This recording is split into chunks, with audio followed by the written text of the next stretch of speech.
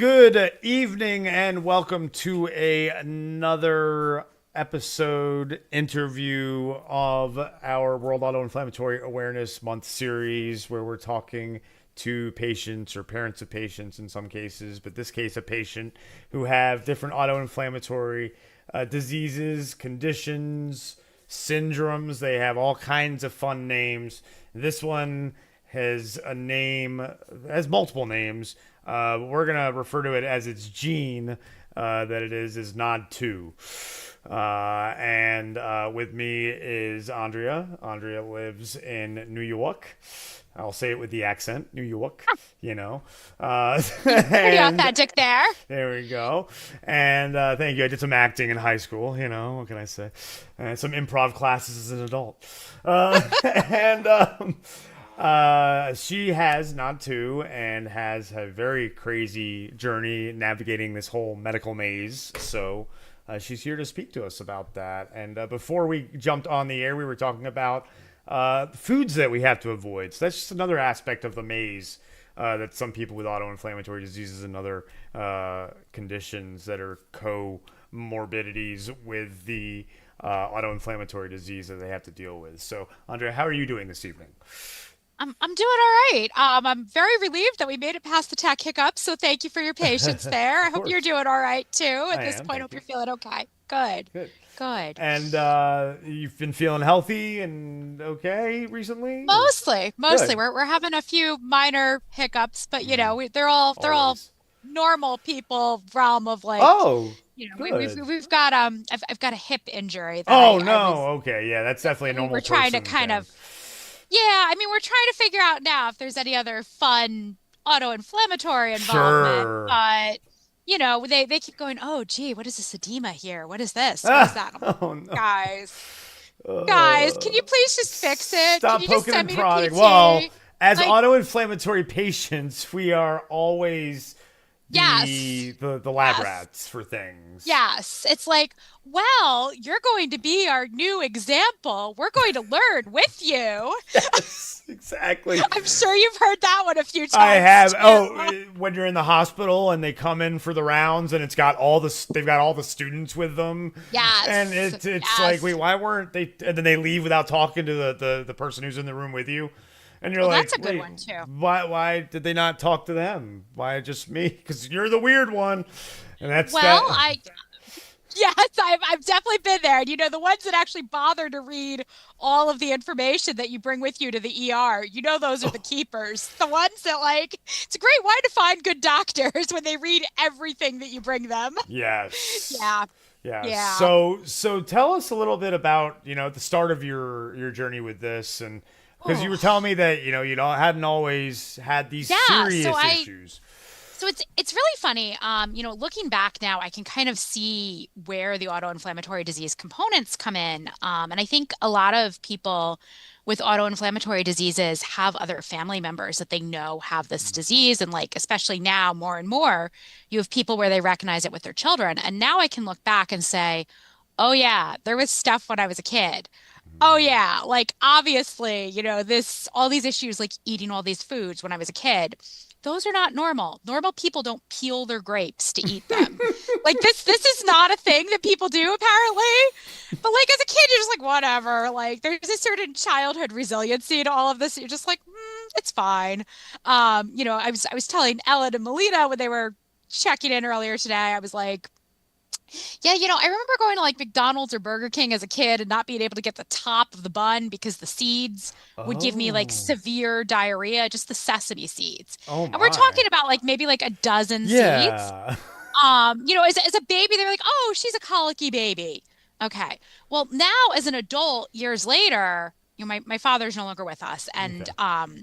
he actually died not long before I was diagnosed. But when I was diagnosed, my aunt mentioned to me that, and she was much older than my dad. She goes, "Oh yeah, your dad had dysentery as a baby." My dad had food allergies that suddenly sent in his like 30s or 40s. Very similar timing to mine, and like a bunch of these other things. And I look back at it now and I'm like, oh, this is totally genetic. This is totally hereditary. I am my father's daughter, which is scary, but like also one of those like, okay. And I look at it and I kind of like, I get it now. And everybody just thought that he had really bad allergies. Hmm. And for me, a lot of how my disease presents itself is allergies. I've actually had prednisone bottles for flares written as allergic arthritis. And I feel like Oh. that perfectly captures my disease presentation, like better than anything else. Like I have severe allergic reaction type stuff, and then I have arthritis, plus a whole bunch of like GI stuff thrown in. But like you could easily mistake the GI stuff for allergies. Yeah. So like the shorthand version, allergic arthritis to fit on a pill bottle, that's pretty on target. That's pretty. And it's funny because, like, when you talk to a lot of the other NOD2 patients that are not like the Blau presentation, but more like my presentation, Hmm. they all talk about all of their food allergies, all of their sensitivities, all these GI issues where, like, they can't eat anything. They can't eat this, or they have like all these severe stomach issues, or, and some of them like know that it's like half the foods that exist. Like they literally can't, like their list of foods they can't eat is longer than the list of foods they can eat. And I definitely can appreciate that. My big ones are eggs, soy, and gluten, Oh, plus like all eggs. legumes. I miss eggs. There was a point Oh in my man. life before I became really sick where I could have eggs every day, and like I had really good omelets that I could make. Oh, I'm I could make sure. sunny side up, like, and like I could do that every morning, and Oh, like everything now. just really clicked in more in adulthood. I Mm. remember being in college, and I definitely had a flare or two in college where I ended up in the ER. I had to be rehydrated. They called it chronic intermittent vomiting.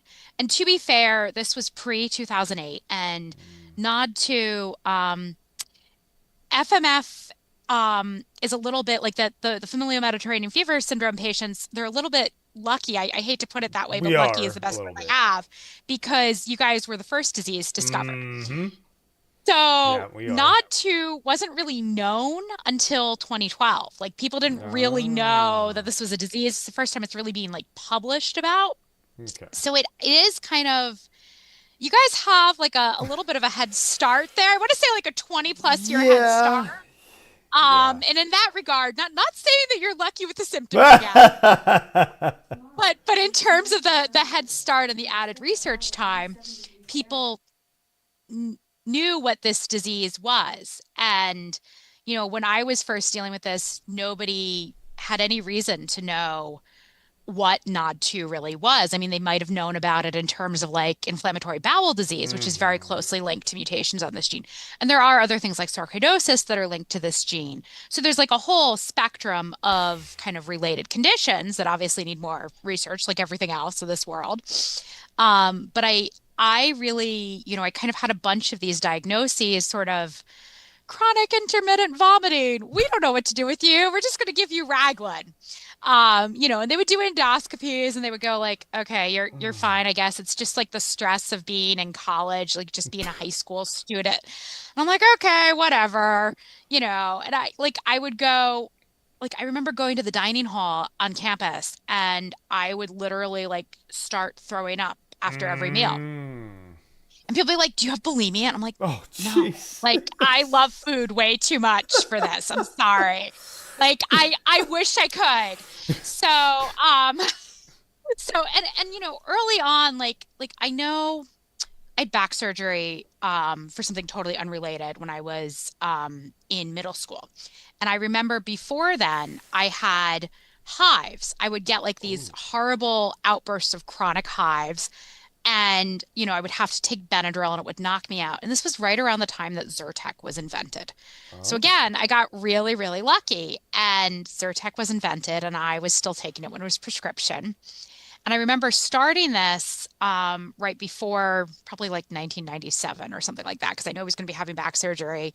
And I like the hives would wake me up in the middle of the night Oh my and they were God. temperature related. So if I was too hot or too cold, I would need to like totally adjust all my clothes, all the bedding, everything. And it just got to be like a thing where I just knew like, okay, change all the pajamas, remove all the things Oh. on the bed, like just the bed sheet. And even then I'd be itching. Um, and for the most part, that kind of stabilized. And usually all my symptoms would kind of appear in bits and pieces, and they weren't like all coming together. So I think that made it a little bit harder for anybody to be like, aha. And then I got really sick after grad school again. I was working in New York City. I was commuting. Ooh, I had this that's awesome consulting job. I loved the whole commuting train life. I was really into it. I thought I was doing something awesome, which, in hindsight now I'm like, all right, well, life has worked out. I'm doing something even more childhood dream job, so I well, can't there you go. complain. I mean, seriously. Um, but at the time I got pneumonia Oh. and like I thought I had a sinus infection, but I was like, it's not getting better.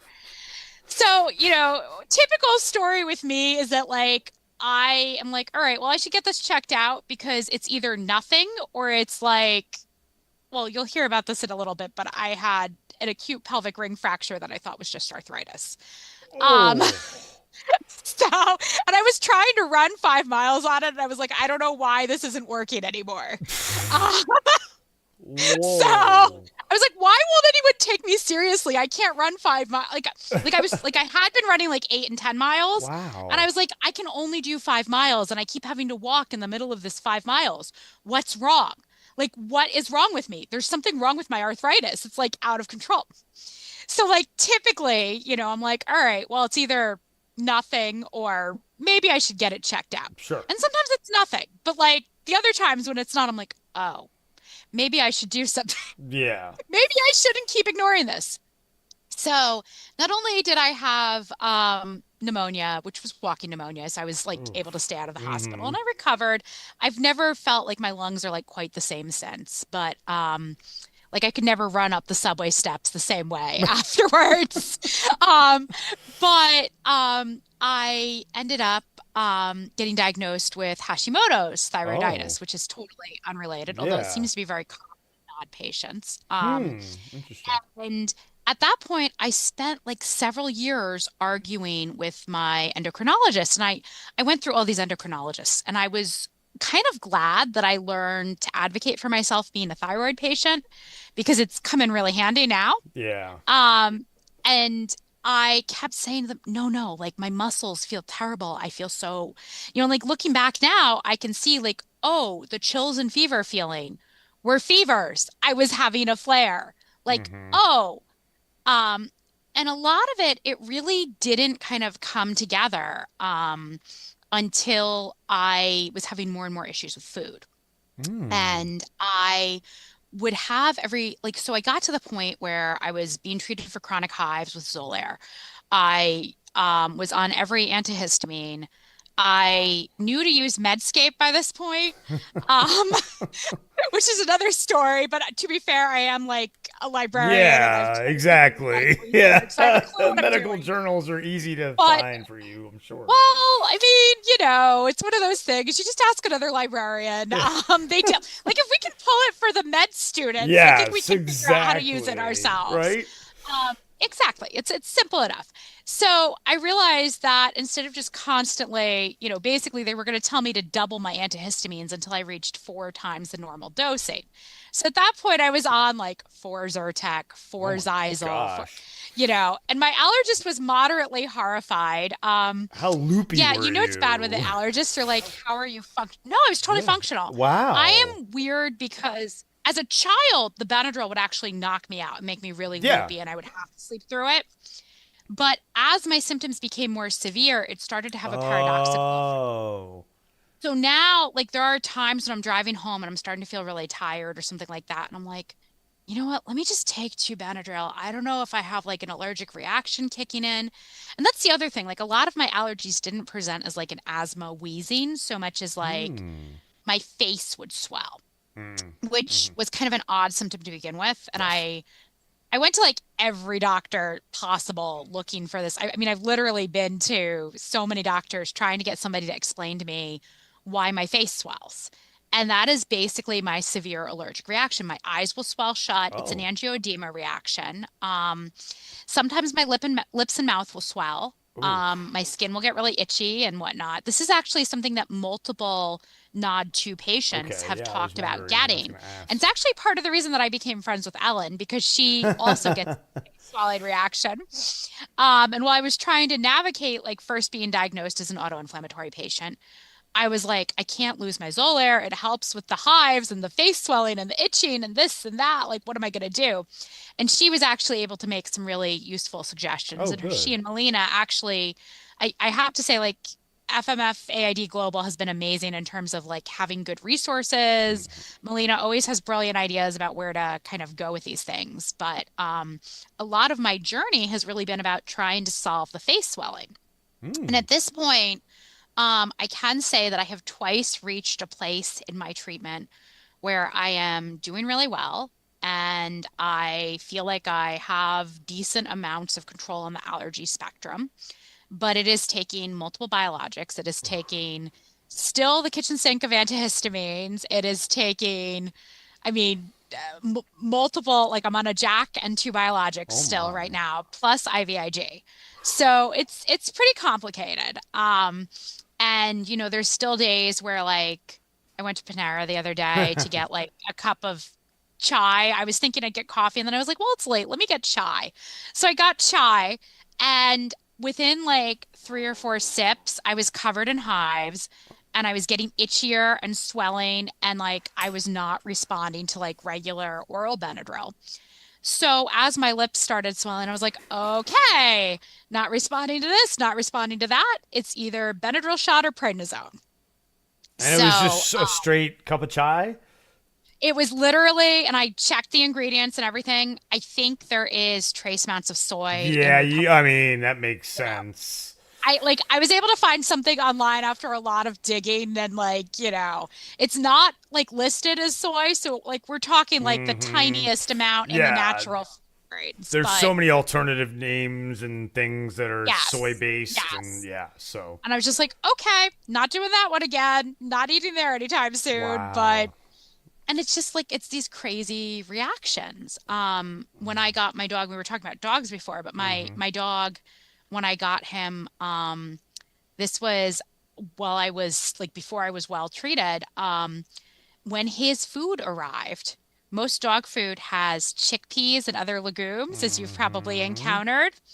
I could not even open the box from Chewy without having breathing Oh issues. my gosh. I ended up downing 60 milligrams of prednisone, and I was like on the phone frantically calling the person that actually is responsible for me getting diagnosed, trying to figure out whether I needed to go to the ER. And I had a brand new puppy, and I was like, what am I going to do? Oh And yeah, all I've of been this from like a there. Yeah. little bit of like airborne chickpea Oh my flour.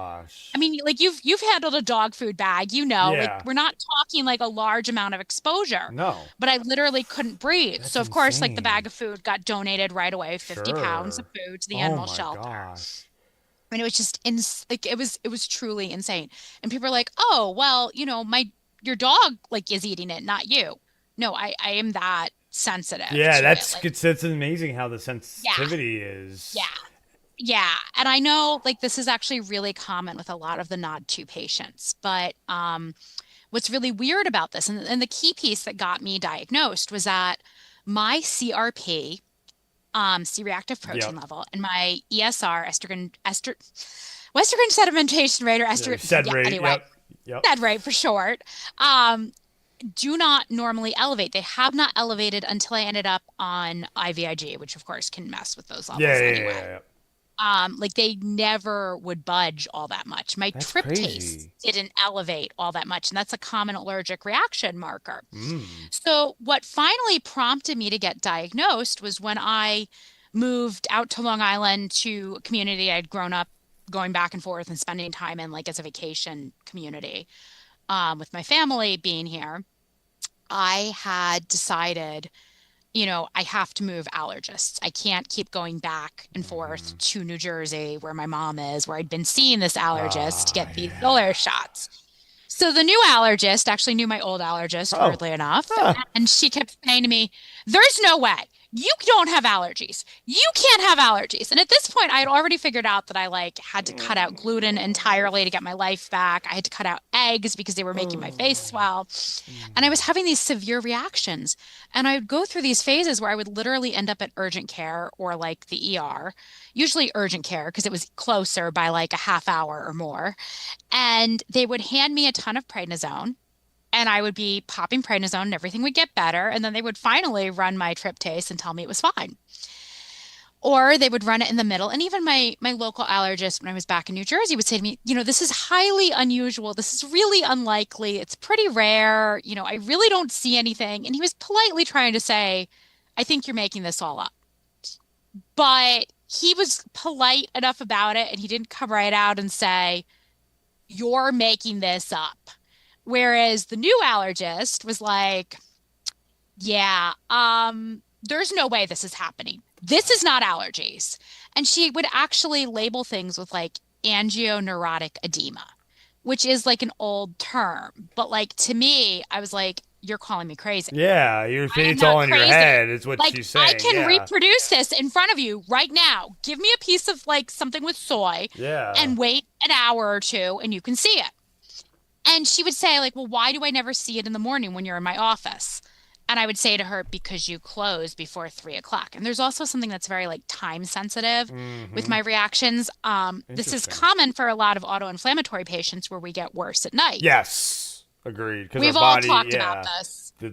So Yeah. actually, I understand this one thanks to COVID. There's one good thing that's come out of COVID. Everybody understands cytokines more. And the thing with cytokines is when cortisol levels drop, cytokines go up. Ah. So at peak cortisol times, your cytokines are lower. My PCP actually explained this to me Hmm. in the middle of COVID when I was in the process of being diagnosed finally. Wow. And I didn't get diagnosed until during COVID. And I'd actually Wow. basically I got so frustrated with this constant being kind of attacked and Gaslighted, criticized. essentially. More or less. I mean, because this, and what's crazy is that this doctor actually worked at CHOP, the Children's Hospital of Philadelphia, Oh where my they gosh. have a very well-known, it's called the DIRT team, the dysregulation of immune system. Like she's seen other autoinflammatory Ah. patients, but because mine onset more in adulthood, she could not put the pieces together. I didn't look like Mm-hmm. those sick little kids she Yep. saw at CHOP. I looked different, so she couldn't understand. Now, of course, she just goes, well, nothing with you normally makes sense, so I'm not surprised. Nothing about your case is going to match any other case. Whatever. Okay, if you say so. Like it's totally fine now. But it's like the weirdest kind of flip from where we were. Mm-hmm. And it was getting really, really nasty to the point where I was like being accused of abusing steroids and all sorts of stuff like that. And I Who was like, wants this is to insane. abuse those? Nobody. I Nobody mean, wants the side seriously. effects. No, I mean, like, seriously, like, as a thyroid What? patient, too, like, I would feel terrible on them. Like, I'd feel Oh, I amazing the bet. later. Like, Yeah. the hangover from them would last months, and it was miserable. Yeah. So, Hmm.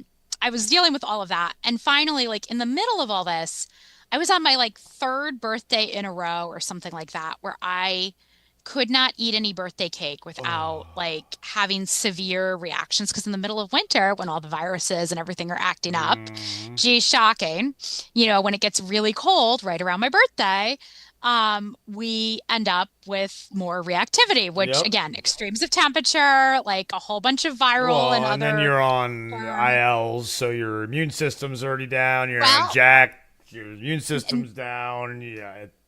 not anymore on most of the IL inhibitors. I am on Dupixent still, Okay. which is a IL-4, IL-13 inhibitor. Okay. But that's not commonly used for most of the other autoinflammatory Yeah. diseases. I No.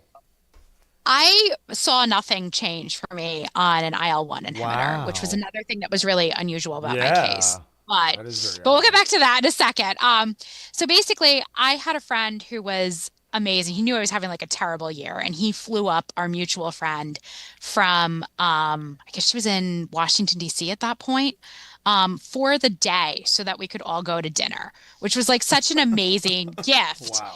And it was like an amazing surprise. And the two of them are both like very medically minded. She's like a healthcare attorney who's kind of shifted Hmm. directions. And he's one of those people that just like can navigate any bureaucracy and also has been like a former EMT and everything. And they were determined that I was going to go to dinner with them or like go to lunch with them. And I was like, guys, it really doesn't matter where we go. I can't eat anything. Like, really, like Hmm. just pick somewhere. Just, I don't care. It'll be fine. Mm-hmm. We ended up going to dinner. I ended up finding like a place to where I could get like a burger, take the butt off, like all the like food things that we learned to do. Mm-hmm. And the two of them were like determined that they were going to fix me. And they had been like friends with me for years. They'd seen my chronic intermittent vomiting thing in college. And they were like, no, no, this is way worse. This is not okay. We see your face is swelling. Like, this is real. This is happening. We need to find someone. Yeah. And they were like, we think the person that you need is dual board certified in allergy immunology and Mm. rheumatology. So they kept going, well, maybe it's endocrine, maybe it's, but they were trying to find somebody for me. And they found me somebody that was like allergy rheumatology, but it was like in the city and they were out of network and they wanted like $800 a visit, like just to Ooh. talk to you the first time. And I was like, look, I have amazing state employee health insurance. I am not paid enough to like shell out $800 a pop to Mm. even find out if this doctor is going to take me seriously, let Right? alone this. Yeah. I'm really glad I didn't in hindsight. But I was like, this idea in and of itself isn't a bad idea. I need a second opinion on this whole allergy immunology theory. Let's find somebody that has not been closely kind of along on this journey before, that doesn't have any bias, totally new eyes. And as my friend who had, the friend Mm-hmm. that kind of organized this birthday surprise kept saying to me, new eyes. You need new eyes. You need new eyes. And he wasn't wrong. I did. Sure. So, I called up the nearest like big university hospital system, Mm-hmm. which is a solid hour and a half drive to see most of their professionals. But I said, all right, this is the closest one. Let's start with them. And I said, I am looking for somebody who is dual board certified in allergy and rheumatology. Do you have anyone like that? And they were like, oh yes, we have somebody. And so they set me up with this appointment with this Wow. lovely young new female doctor. I'm like, great. And generally like I look for some of these things like younger doctors are generally more Yes, willing to learn. because Kind of, exactly. Yep. like I have all these little checklists that I Sure. go through at this point in my life. Like, okay, this one has an MD and a PhD. They're probably really nerdy and willing to Yep. like deal with complicated. Anyway, I see this doctor and I get it, and I have a stack of medical files about this big, like all of us do at this point. And I'm bringing out my thyroid labs, my food testing, and this, and that. Jeez. I'm like, she's so the first thing she says to me is, well, first of all, I need to tell you that I am not a rheumatologist. I am only an allergist immunologist, but I know a lot of rheumatology things. And then a Interesting. few minutes, yeah. And this is still the case. She is still that way. She's in a rheumatology department. But she Huh. is the sole allergist immunologist who sees adults at this large university hospital system, which is a little concerning in and of itself in terms of the sheer number of patients that she Yeah. has to care for. But she immediately noticed that my face swelling reminded her of another patient that she knew who also had NOD2, it Huh. turned out. We've actually found each other through some of the The Facebook patient groups. group, which I'm Awesome. super grateful for.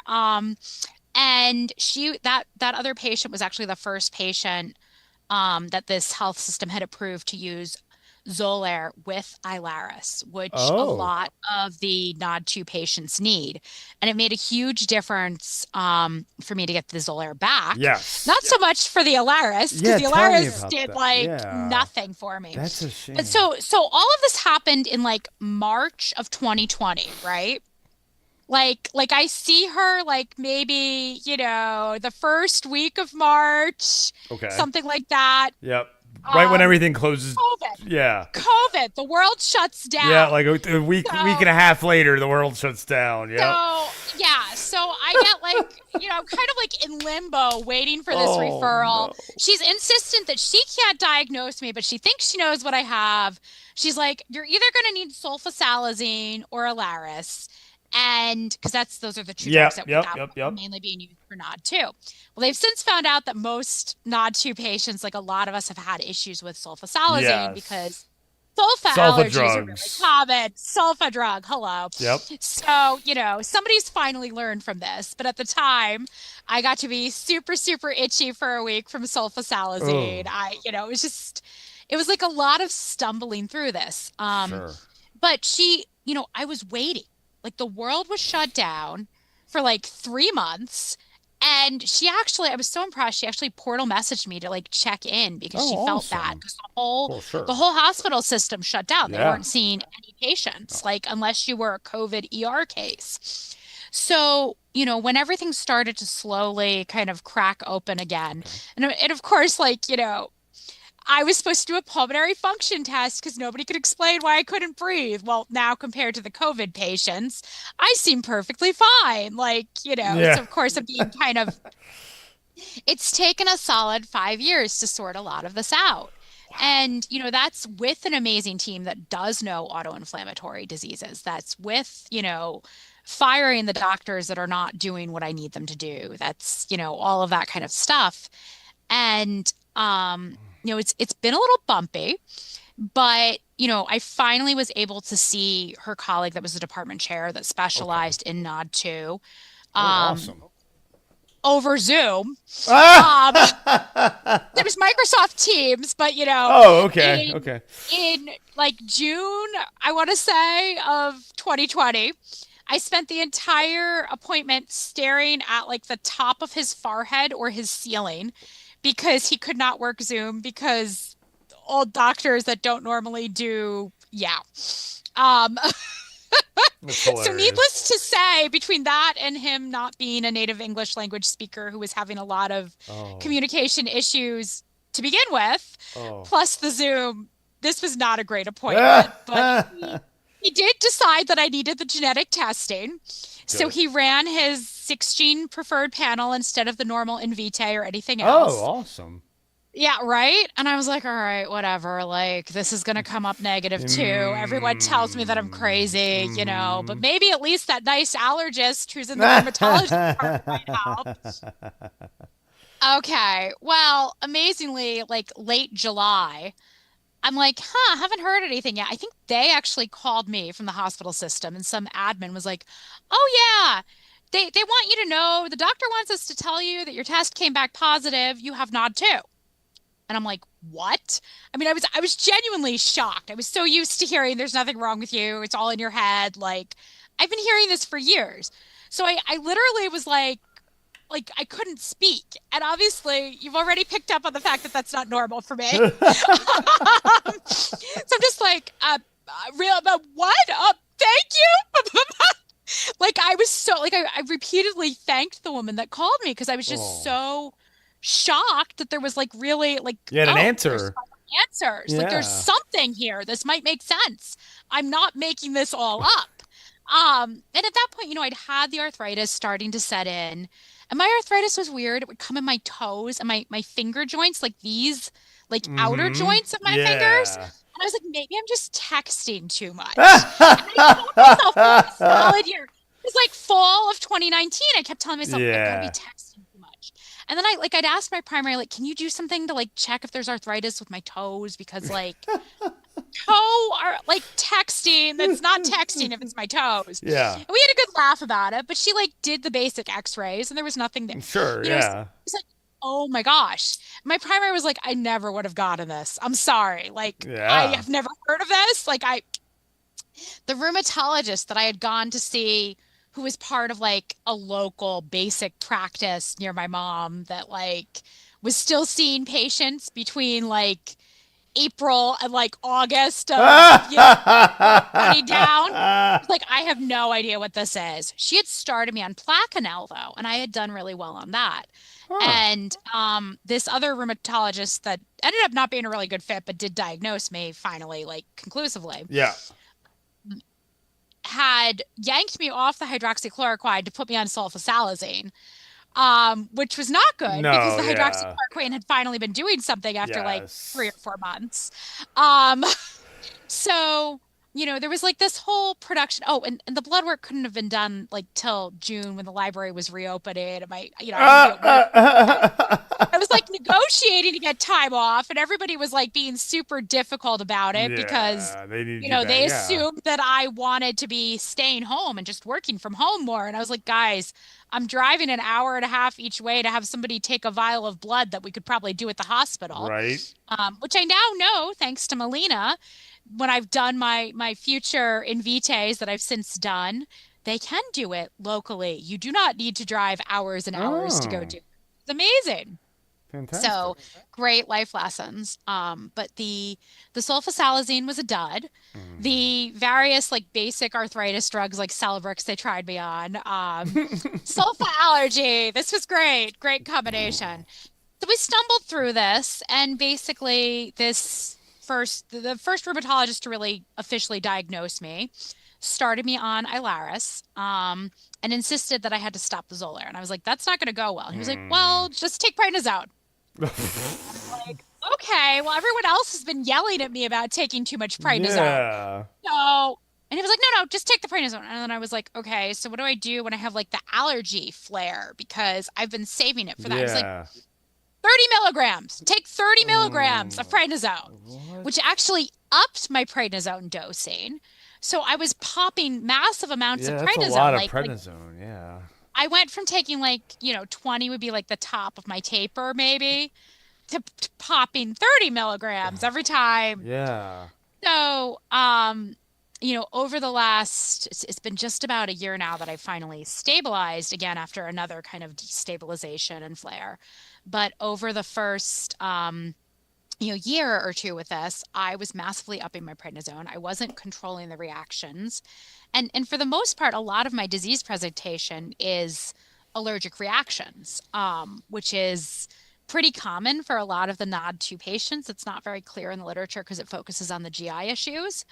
But it's a huge part of like, there's whether it's mast cell involvement or eosinophils or whatever, there's like a lot of reactivity in relation to food and environmental triggers. Hmm. And basically, this rheumatologist said to me, all right, so what's your biggest issue? And I was like, allergies. Hello, like my weird allergies, like, and of course, like, I still don't have like an elevated tryptase. I'm feeling completely crazy because like the first allergist immunologist that finally got me diagnosed over here is like starting to question this. And like she's going, well, I don't know, your tryptase doesn't elevate. This doesn't happen. I'm like, all right, well, maybe it's weird allergies. In hindsight, like now I know I've been through this journey enough and I know, it's really more kind of an immunology based reaction. It's Mm, more like alternative pathways, like complement mediated reactions and that kind of thing. We still don't fully understand it, of course. but I had, yeah, I mean, so until like kind of May of last year, I did really well on Actemra. I was definitely having like breakthrough symptoms. I was still taking a lot of prednisone to manage the Oof. reactivity and the reactions. And I was still spending like a good chunk of the winter popping large doses of prednisone. But overall, I was doing way better. I had like a much better quality of life. I That's was good. running. I was happy. I was Wow. doing like, well, and I had been running when I was Yeah, diagnosed. yeah. I had this level of activity and I kept going at it and I was able to get back to it.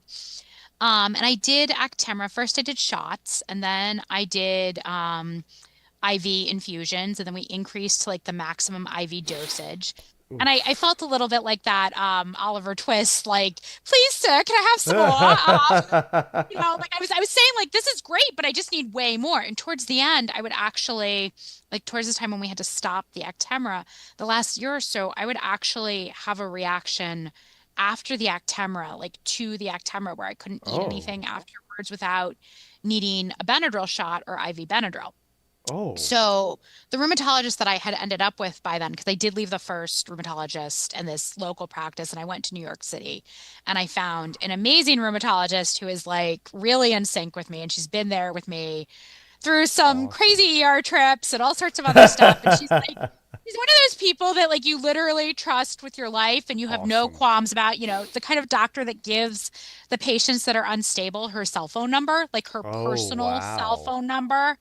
that like really take care of like, that are It's there when you're an amazing. unstable patient, like that kind of level of like, you're like, okay, you are going to be here when the shit hits the fan, excuse my No, language. no, not at all. But it's just like she's really there for you. And like she really responds and listens.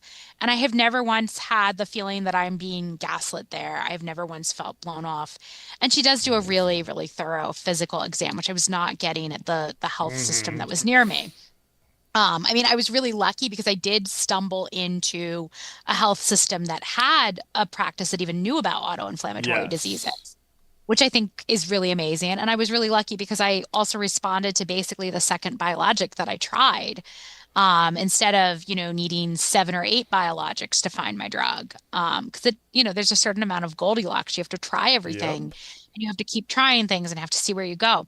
And I had a couple solid years there before I destabilized again.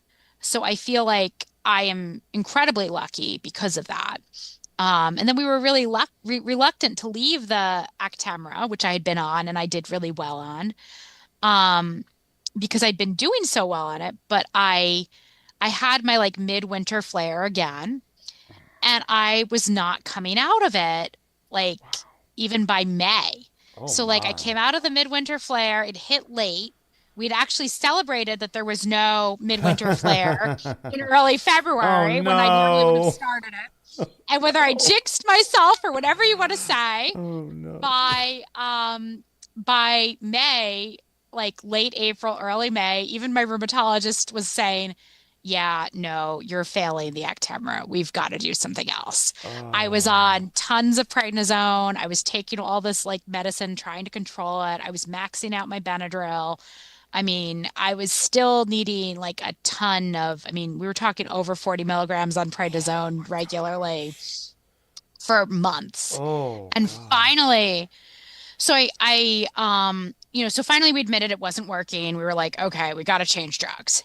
And I had not been on a TNF inhibitor yet. And the current Hmm. American College of Rheumatology guidelines are that in order to go from a, like to go on to a JAK, which is what they wanted to do Yep. for me next, you need to trial a TNF inhibitor.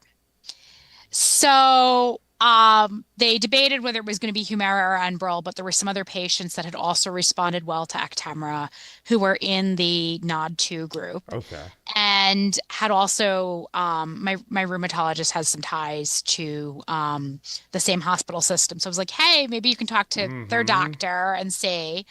And she was like, no, no, if this is helping them, let's try it in you. So I tried Enbrel. Enbrel was not my drug. Oh, that's It also did nothing. And I have a weird ability to respond really quickly to drugs when they're working. okay. My first Actemra shot, I noticed in under an hour that it had like completely improved everything.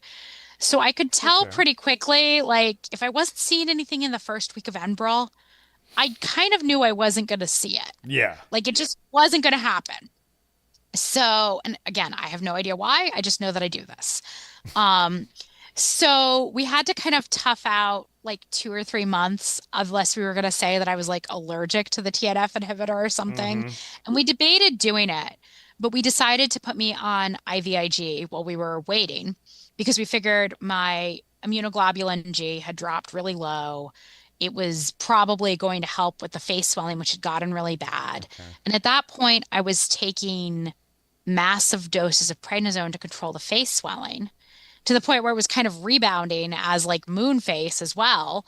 But Oh like at least my lips weren't swelling. god. So it was like catch 22. Yeah. But I mean, at this point, I had kind of hit the point of like somewhere that summer, I hit the point of 60 milligram doses, Oh my like gosh. daily of prednisone. Um, so that was not good. Unsurprisingly, I ended up with a whole bunch of new specialists like cardiology, thanks to that long, Yeah, on that much prednisone, there's so many side fun new effects. Oh my collectibles. I mean, gosh. things we did not want. No. Oh But no. so I started the IVIG and Okay. I responded really, really well to the IVIG. And then I think after like a month or two of IVIG, we knew that it wasn't going to like control everything at that point. Like I wasn't seeing the muscle and Sure. joint Yeah. response. So we added in the jack. And there was like a whole big debate, like, can you even do a jack because of the clotting risk? Oh. Um, I have been, knock on wood, so far, zero issues there. And I did really, really well with the Rinvoq so far.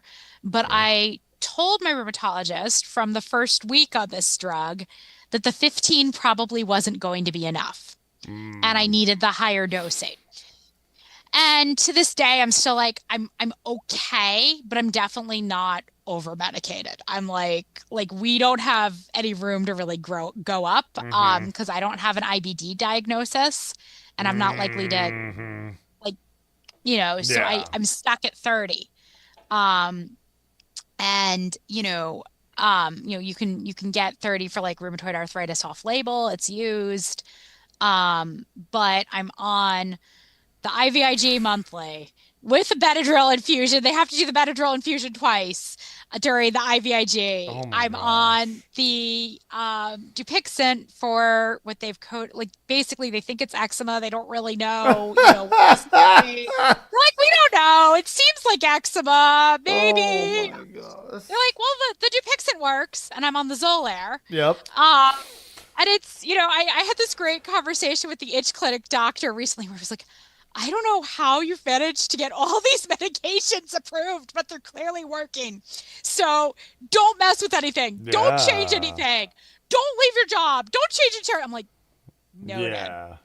I am not changing anything. We are doing this. So, it's still like a little bit of a game where, like if I know I'm Sure. getting my flu shot, we Oh have yeah. to pre-treat with a Benadryl shot. We have to do, like there's all these timing things. There's all these fun little pieces to it. But it is nice not doing IV infusions every 2 weeks, Yeah, I'm sure. and only doing them once a month. I mean, like I am doing so much better. Good.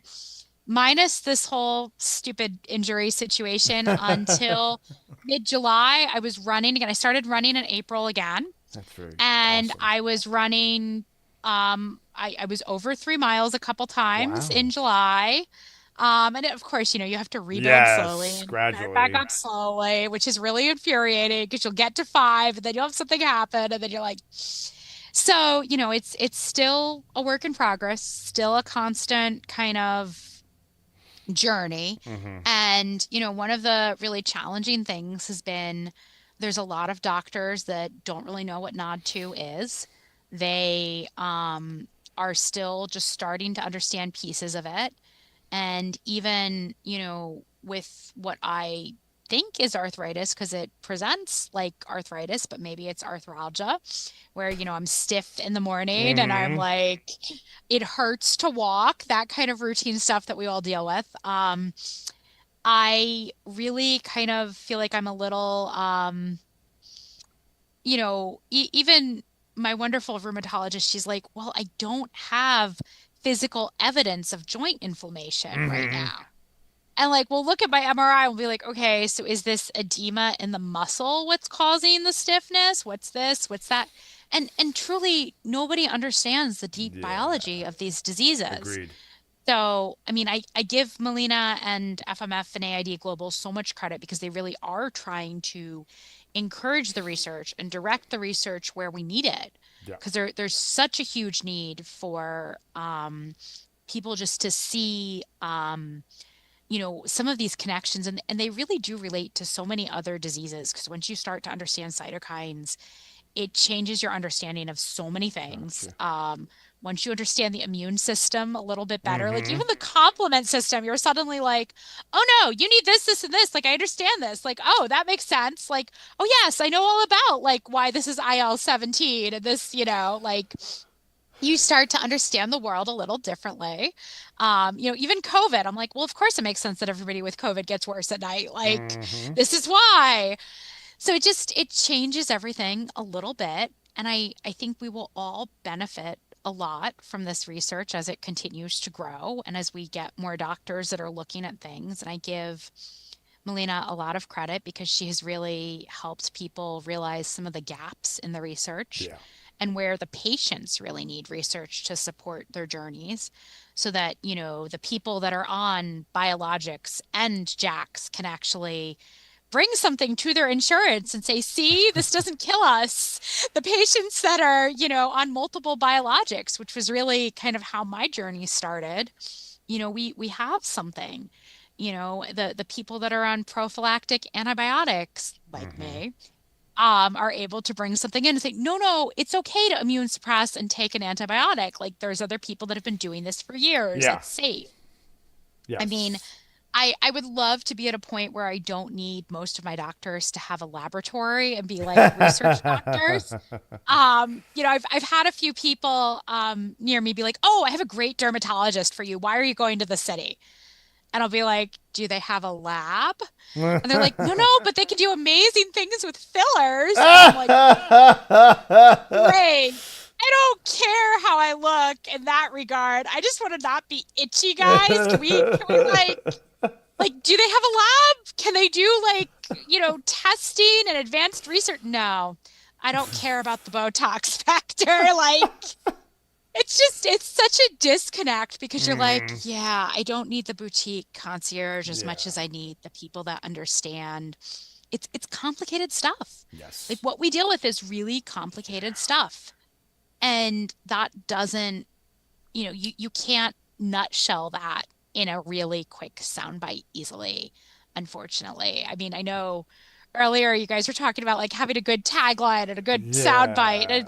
It's really hard to translate the reality of some of this stuff Hmm. into 5 words. You need the next 5 words and the next 5 words to actually fix it and make it happen. And yeah, it's not a simple journey, but I think that's part of the reason that we as patients need FMF and AID Global. So, Yeah, they've definitely the training materials and the conferences they're attending to promote the research that needs to be done. It's just every little thing. The patients they're helping, the hotline, doing these interviews, the podcast, uh, the GoFundMe, all of it. It's all. the patient support group, like Yeah, the all of patient it. I support mean, just groups. Yeah, the just to have, Facebook groups. That's the biggest one right there. I think is the for me. So growing up, there weren't these resources and stuff for us. So like having these resources available, you've talked about it, how important it is that these resources are available. and literally like my primary and that like local rheumatologist near my mom that I had seen, like I had to bring them these like journal articles, and the rheumatologist flat out looked at one of them. She was like, "This is useless. I can't understand this. Like, I mean, I can read it, but like this doesn't actually tell me what I need to treat you." Mm-hmm. And I was like, "Yeah.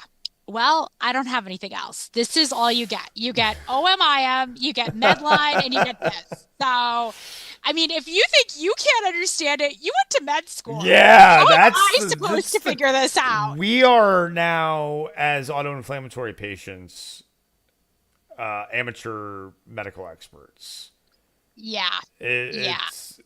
It's like I never thought when I was younger and I had FMF that I would know that what pyrin is for, the protein Yes. pyrin is for. Yes. I mean, growing up, did you ever think you'd worry about your NOD2 gene and all the other things that go along with it? No, no. I mean, like I might have encountered something with like, I don't know, colon cancer testing or something. Like, okay, yeah, we're talking a lot about genetic testing and BRCA and all these other Yeah. cancers and like, because everybody gets genetic testing for cancer. That's Yep. what you normally encounter it for. And, then you start to deal with it in a whole other world. And people be like, "Have you ever had genetic testing?" I'm like, "Yeah, they tested me to see if I had BRCA." And they're like, "No, no, no, no, no, not like cancer, like other genetic testing." I'm like, "No, why would I? What is this?" Like, and it's made a huge difference. Like you can literally look at these genes and you can understand what's going on and like Mhm. what these genes do. And I think it's really important that people get their data, that they have their data.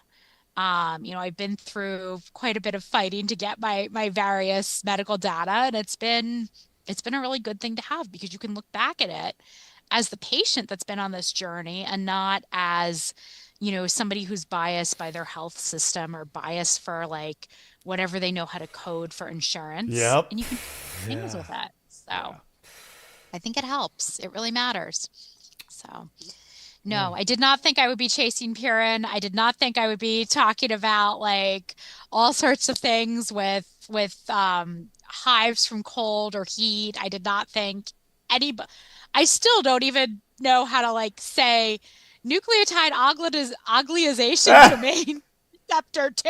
Like that is a mouthful. Like yeah. nobody wants to say that. I No. get why people like these short little names like CAPS and FMF. Mm, Like I mean, no offense, but yours at least somebody actually understands what those words that mean. is true. Um, But at the yeah. same time, I always, oh my, like, are you over it? Like, because it's, got fever in the Yes. name, so they think it's Yes. just a one-time Yes. thing.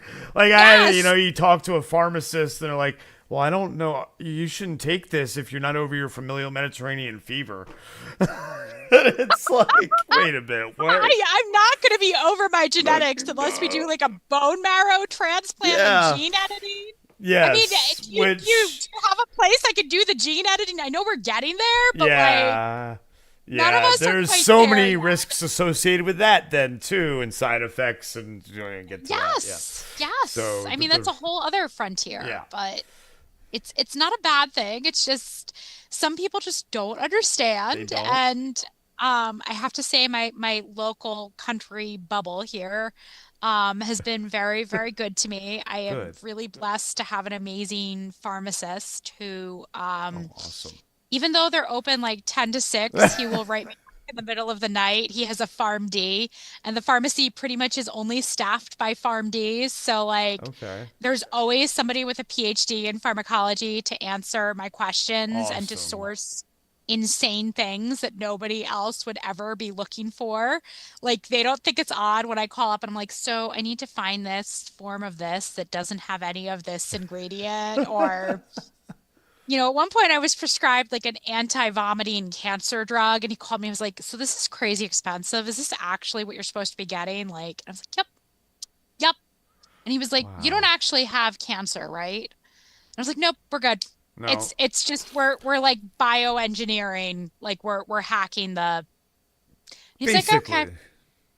He's like, "Great, I'm good as long as you're good, and like this is what you actually want, we're good." So that was a kind of funny parking garage in Manhattan conversation to have with the pharmacist. Yeah, very much so. That's great. Yeah, no, I don't have cancer. Like, I'm sure the parking garage guys were like, "What is going on with this crazy lady?" I was like, "Whatever." Like, you reach a certain point where you just kind of have to say, like, "I don't really care what everyone else thinks. I just need to Yes. function as a human." So, and it's a journey. It's a journey to get there. So And as our theme is, it's a maze, and yes, you yes. sound like you have definitely taken some turns that have led to dead ends and had to turn There have been around and quite go a the other few dead way. ends. There have been quite a few dead ends. And, end of the day, I think there's more sections of the maze that are more connected than more people will realize. But, Yeah, that's a good as point. long as you eventually get out of the maze, and I do really think that there are treatment options, but I think, sometimes people have to be willing to do some really serious immune suppression or do some Yeah, other really creative things or, literally go into like their deep biology to understand where they need to go. So it's a rough maze to navigate. that's a And, great message. Yeah. it's almost like like that Kanye West, rotating stage situation. Like you're trying to navigate the maze on the rotating stage because nothing's ever stable or the same. And you just have to kind of accept it and just kind of take it as best you can. Yeah, no such thing as a routine for us. No, I mean like there's a routine for how you start, your morning, but then you Sure. have to kind of revisit like, oh, I guess I'm As not it getting out of bed goes. today. Yep. Like, okay. Like people ask me like, "Oh, what's your schedule at work?" And I know like I'm very unusual because I still have a full-time 9 to 5 kind of Yeah. job. I am a rare patient in that regard. You're also in a very quiet environment, so that helps. Well, yes and no. I read the archives and special collections for local Oh, history. So I do site visits. You'll find me like oh, climbing around cool. a barn attic. Oh, that's I awesome. mean, Kind of. yeah, I mean, That's like my job is very bizarre. Like there's days that I have like classrooms of students visiting me. There's okay. days that I am like literally climbing around an old house that's like Wow. been condemned. There's days that I am doing meetings like halfway up Long Island, like to go find old stuff. And then there's days Mm-hmm. where I'm literally editing code. So, it's kind of a whole mix of all kinds of really cool stuff. So, How do and you when you have days like where you're climbing into a barn, you don't know what you're going to encounter, especially with your allergies. How do ah, you handle things like that? well, I go everywhere with a giant bag that's about this big and like the size of my Okay. computer screen here, Sure. um, of medication. Okay. Many people are used to me popping prednisone in public. Okay. Lately, it's been less prednisone and more oral Benadryl, so we're doing really Oh, well. okay. Good. It's just like, oh, walking down the street of Manhattan, let's take some prednisone. That was kind of where we had to be at that point. Okay. I will definitely be climbing around a barn that is full of mouse poop and go, okay, hand sanitizer. Like, Mm-hmm. I do mask up a lot of the time for something like Okay. that. I would have my Sure. N95 on me. I have just recently been told that I am allowed to like not wear my mask all day at work in the building, which is huge. Oh. Like I have the choice now. I still have to wear it if there's like sick people around or if there's other allergens, but if I'm in a barn or if know I'm going to be exposed to a lot of people, I will be wearing my mask. It's just safer. I have to go back to wearing it for flu season, but you do what you can for the most part. The last barn trip was actually really dicey since I was having trouble climbing the ladder to the barn loft. So we just went really slowly. Um, you just kind of you try to keep going as best you can, and Yeah. there's times where you have to straight up say, I'm sorry, this is not happening. Like, there's a lot of Good. people that I have to say, I am not in this week. Mm-hmm. Or, I'm remote this day and I am not in 2 of these days this week. Or I'm sorry, I'm at doctors. Like, and my work has been really understanding and amazing. And I'm really lucky that my library director gets it. That's good. Um, I'm really grateful, but it is a little bit of an adventure some days where I'm like, well, not sure how I'm getting down from the barn loft. Uh, I mean, but I'm like, Oh. well, the library director's here with me. Worst case, they'll Oh, that's call like great. the fire department and get me a real ladder. Oh, that's Like it's a town property. I can't be that stuck. uh, I try not to do things alone when good. I'm doing something really Gotcha. risky. Yep. We had a running joke at the library for a while that, maybe we needed a I'm doing something stupid app where Ah! you're doing something stupid and you can like, if you don't respond or turn it off after a set number of hours, it would call your loved ones and tell them where you last were. Yep. We're not there yet. But I do take it very seriously that I need like I have a medical alert bracelet on Okay. my watch. I have like I do that kind of stuff. I carry a ton of medicine. I don't go anywhere without my phone and my Mm-hmm. medicine. And there's always a thermometer in there, Yep. and it's just kind of, I mean, the number of times I've done a Benadryl shot at work is embarrassing. Nobody thinks anything of it at this point because Sure. they kind of I treat it like it's normal. They kind of treat it like it's Which is normal. good. I stay late to make up my time. I do what I have to Okay. do. I make it work. Yeah. I did get yelled at for answering emails outside of the building too much. Um, I've been there. my library director was like, Rest. no, stop doing this. You are not allowed to answer emails when you're not in the building. I was like, well, really, realistically, the number of days that I'm not in the building, it's not Yeah, it's hard. um So yeah, it gets hard. It does. Yeah, I mean, and you try to have a good attitude about it because you cannot fix the crummy, but Yep. you can find joy. You can find positives. I mean, yes, there are days where like I will totally start crying trying to walk the dog because I can't walk across the street and I don't know why I have to lift my leg with my hand to walk. Like, what the heck? This isn't cool. And the dog will just look at me like, I gotta go. what's wrong? Yeah, I gotta go. Um, something's not right here. Mom, Aw, um, so I mean, he is really good about it, but like good. there's times where I'm not gonna say it's all awesome, but like No, sitting here like complaining about it isn't gonna fix anything. of You course. do what you can as best you can. Would I like to be running right now? Yeah, sorry. I would much rather be running right now. But we're getting there. We're going in the right direction, It's and important. you keep doing what you can, as much as you can, as long as you can. And, we've done impossible things before. I mean, when you think about how much we have learned in 40 years, Mm-hmm. is basically we've had maybe 40 years of awareness of even FMF. I mean, we have moved mountains. And, if we can continue to support research and work with people, you know, yeah, I'm gonna have some crummy days, but you know what? I can still find something good to do. I can still find ways to Awesome. support other people. Mm-hmm.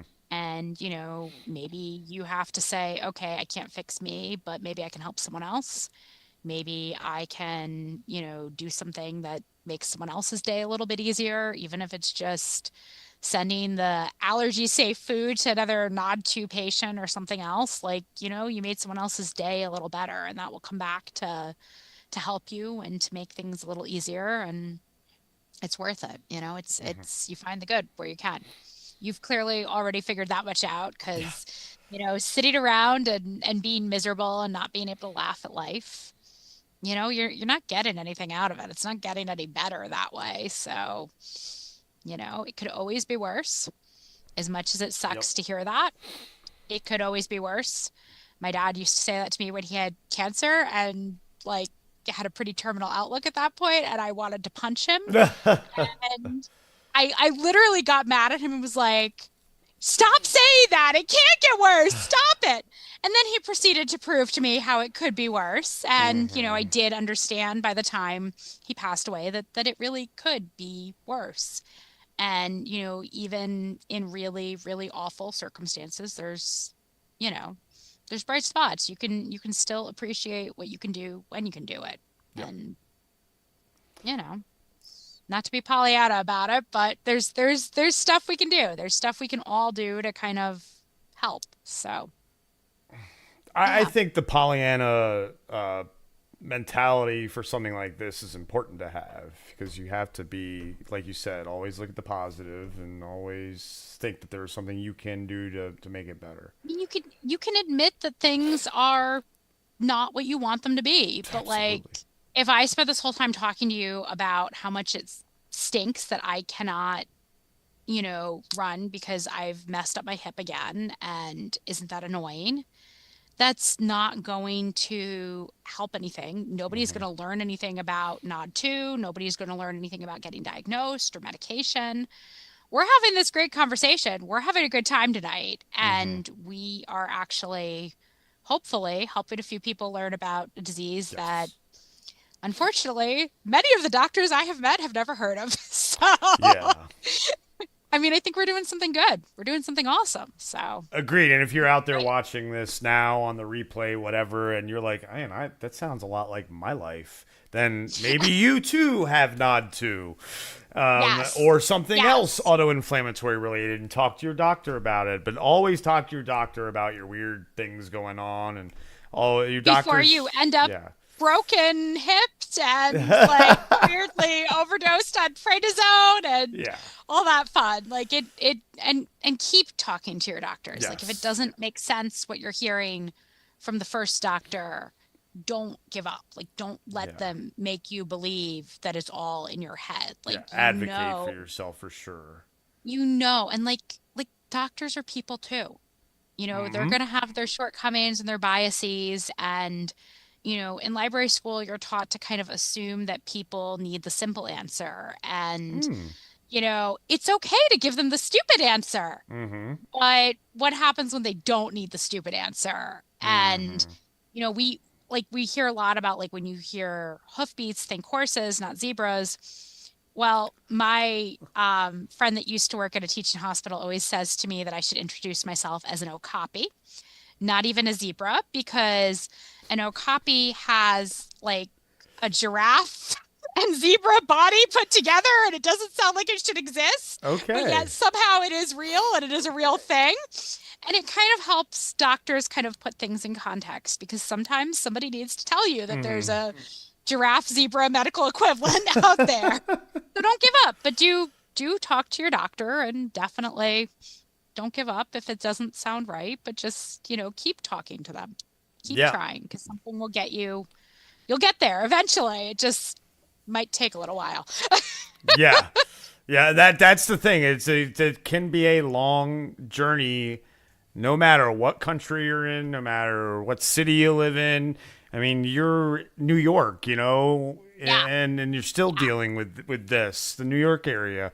And that's, one of the most advanced cities in the world, and you're still dealing with it like this. So look at it And I like have that. great health insurance Yeah. and I have like, I have all these resources, but yet, it still took like a solid decade or more for me not to Mhm. be living on prednisone here. Yeah. So, it's kind of exciting not to be living on prednisone every day Oh, and I'm sure.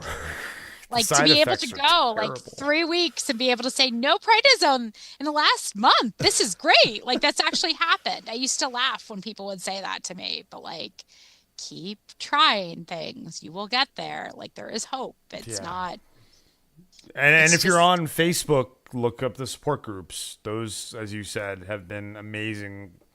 yeah, That's how I met Melena, because I was looking for answers and support, and I joined the yeah, support groups. And then, the pandemic hit. I wasn't working because I was on disability, and I started doing this stuff, and giving back how I could. And I understand not everybody can do what I do, but trying what I can do to help others get answers, just like this interview. Hopefully, we'll do the same. So, thank you so much for your time, Andrea. It's thank you for your been a patience, Chris. fantastic conversation. Remember to go check out fmfnaid.org. Check them out on Facebook if you're on Facebook. Check out the GoFundMe, which the GoFundMe link is down below me, and it is in the description as well. And I'm going to be doing a lot of long streaming going on over the next week. So come check me out on my on all my channels. Melena hopefully will be sharing it on Facebook, and you can hopefully then retweeting it on, or re-Xing it, whatever you want to call it. Yeah, look out for all those posts so that you can come watch and support. And we'll be having interviews all next week as well. So thank you everybody for this for joining us for this interview. And again, Andrea, thank you and have a fantastic night. Thank you, Chris. And thank you for your patience. Of See you course. soon. Yep. Bye bye. Bye.